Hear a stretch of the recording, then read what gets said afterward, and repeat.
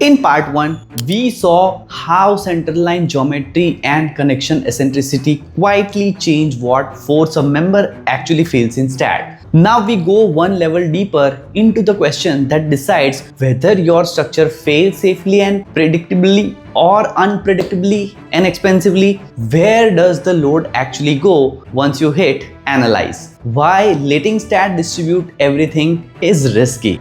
See, STAAD is extremely good at distributing load throughout an entire structure based on stiffness and connectivity. Apply a load anywhere and it will find every possible path that load can travel through your model and share it out with mathematical precision. Sounds great. It is also exactly why real load paths need to be controlled on purpose. First, if the load path is left to spread through the whole structure, the engineer, fabricator, and the connection designers lose any single shared checkable understanding of what each member is actually built to carry. Second, an open load path eats your structure's redundancy. Move one member later in this project and the load distribution can change completely without any noticing. Third, a sprayed out load path is simply harder to check, and the errors that are hard to check are errors that survives all the way to site. Now let's understand the floor truss example over here. So here is our working example for this part. A typical floor framing plan supporting a grating floor with a lateral stability provided by a horizontal truss system. Truss brace the beam compression flanges and also deliver local load into the horizontal trusses. A load of 0.5 kips per foot is applied to each truss cord. Simple, clear, real-world loading. See, this is what a traditional hand analysis gives you, assuming a single clean and load path through the structure. And this is the first unmodified STAAD results for the exact same structure. Look closely. There is already a noticeable difference from the hand values. Why? Because in the original STAAD model, the beam releases only had MY and MZ release to represent simply supported members. Nobody had released FZ, the horizontal shear. Now without that release, STAAD was quietly allowing beams to distribute weak axis shear between themselves, something a typical simple connection was never actually detailed to do.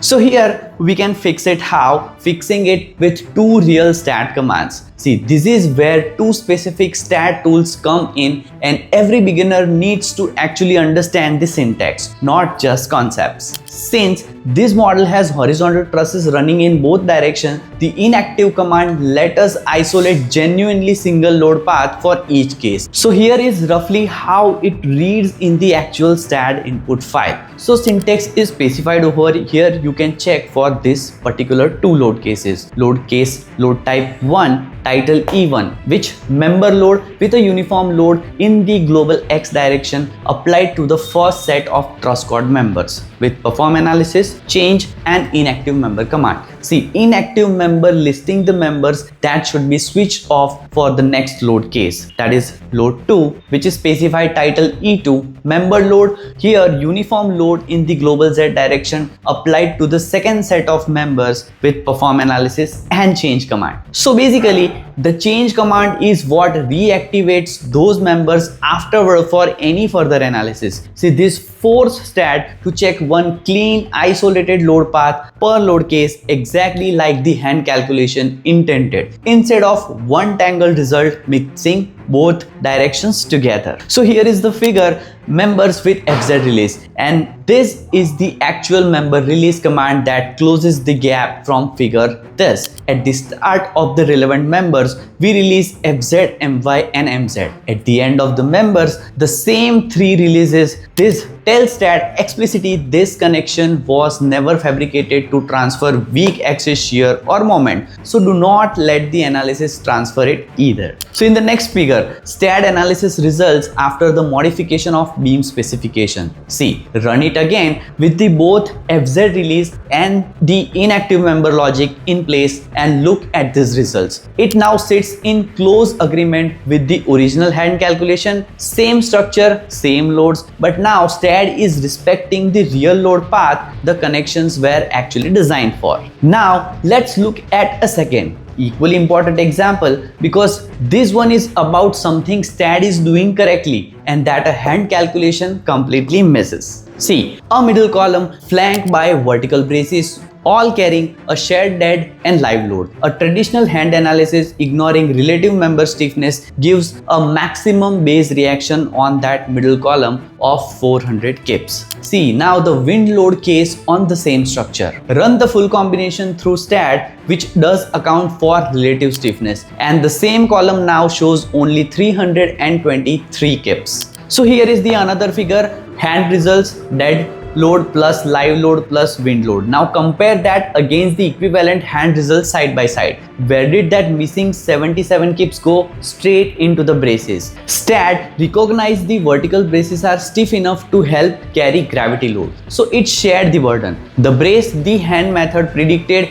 at 70.7 Kips is now shown carrying 122 Kips in STAAD, a 73% increase purely because the software modeled a load path the hand method never considered. And here is why this matters on real projects. See, if someone later on relocates that vertical brace, the column that used to be sharing its load with the brace suddenly has to carry the full 400 Kips alone. And if that column was only ever checked against STAAD's 323 Kips results, it may now be overstressed and nobody catches it until it's already built. See, STAAD is not wrong here. It is being completely honest about the stiffness you gave it. But honestly, about stiffness is not the same as intent about design. See, you, the engineer, decides whether that column should be designed to stand on its own or design assuming permanent help from a brace that might not always be there. And notice, you can even use the inactive member command for this same part to deliberately switch off the brace and directly verify the standalone hand calculation results inside STAAD itself. Remember,